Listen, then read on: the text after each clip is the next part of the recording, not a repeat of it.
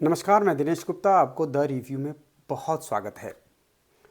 अभी वर्तमान राजनीतिक जो हालात महाराष्ट्र में है उस पर एक बहुत बड़ा अपडेट आया है जो मैं आपके समक्ष रखता हूँ।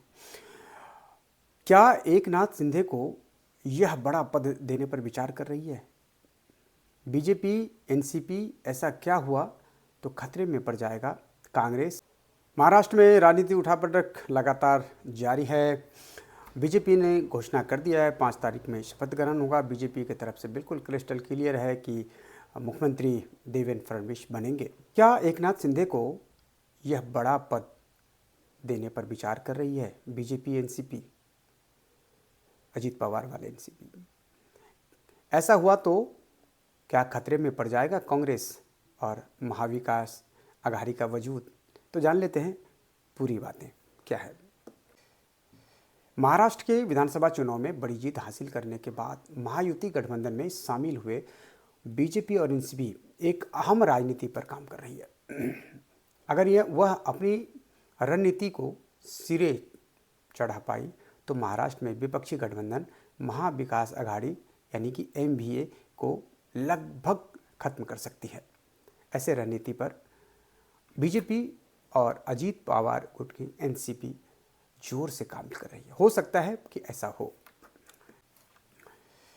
महाराष्ट्र में विधानसभा की 288 सीटें हैं।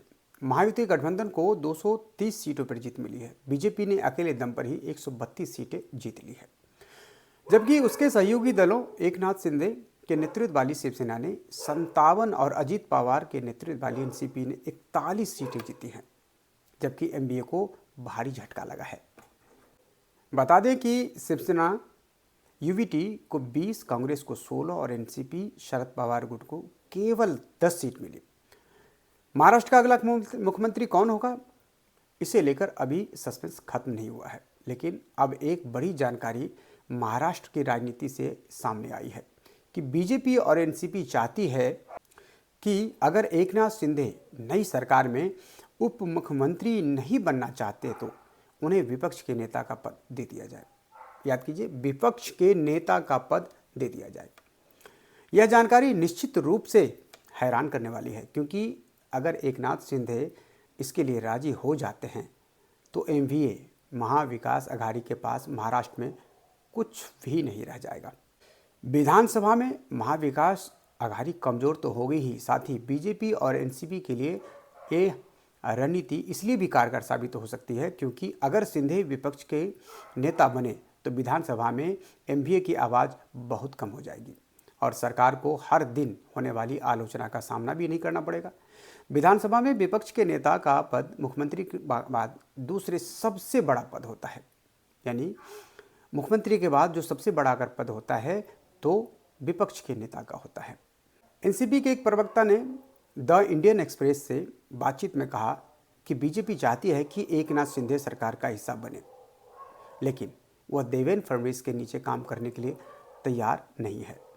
एमवीए में शामिल दलों में से किसी के पास भी इतनी विधायक नहीं है कि वह नेता विपक्ष के पद पर दावा कर सके। हालांकि वह मिलकर अगर दावा पेश करे तो विपक्ष के नेता का पद हासिल कर सकता है। कांग्रेस प्रवक्ता अतुल लांडरे का कहना है कि महाराष्ट्र की विधानसभा में नेता विपक्ष के पद पर दावा करने के लिए किसी भी पार्टी के पास कम से कम 29 विधायक होने चाहिए। उन्होंने कहा कि एमवीए इस पद के लिए दावा करेगा, लेकिन एमवीए में भी नेता विपक्ष का पद किसे मिलेगा यह तय करना इतना आसान नहीं होगा, क्योंकि कांग्रेस के साथ ही शिवसेना, यूवीटी और शरद पवार की एनसीपी भी इस पद के लिए दावेदारी करेंगी। एकनाथ शिंदे के समर्थक चाहते हैं कि उनके नेता ही महाराष्ट्र के मुख्यमंत्री बने, लेकिन चूंकि भाजपा को चुनाव में प्रचंड बहुमत मिला है, इसलिए वह मुख्यमंत्री की कुर्सी के मामले में अपना रुख पहले ही साफ कर चुकी है।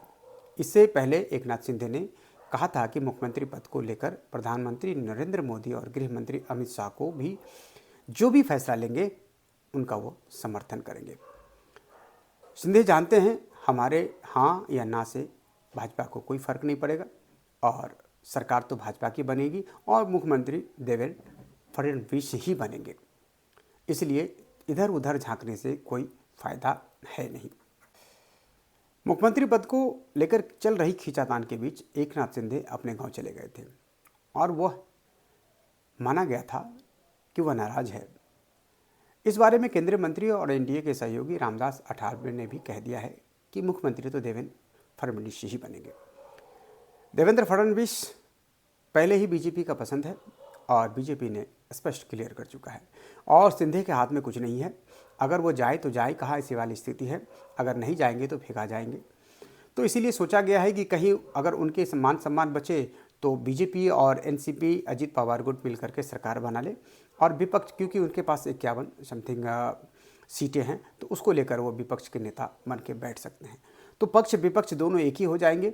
कभी भी बीजेपी को या सरकार चलाने में कोई परेशानी नहीं होगी। डेली का हो हल्ला से कोई मतलब नहीं रहेगा। उनको भी मान सम्मान मिल जाएगा और मान सम्मान के साथ साथ सरकार भी चलेगी।